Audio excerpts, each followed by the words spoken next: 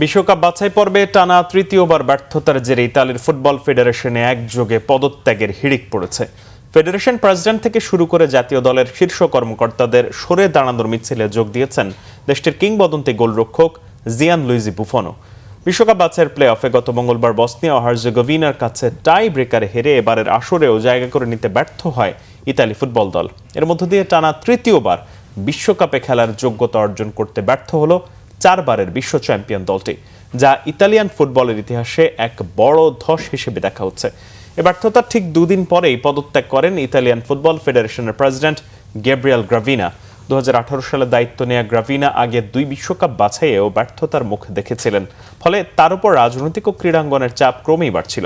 গ্রাভিনার পদত্যাগের কিছুক্ষণের মধ্যেই ন্যাশনাল টিম ডেলিগেশন প্রধানের দায়িত্ব ছাড়েন ইতালির কিংবদন্তি গোলরক্ষক জিয়ানলুইজি বুফন।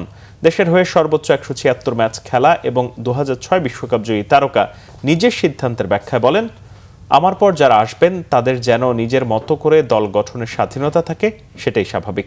বুফনের পদত্যাগে জাতীয় দলের কোচ জেনারো গাত্তুসোর ভবিষ্যৎ এখন অনিশ্চয়তায়।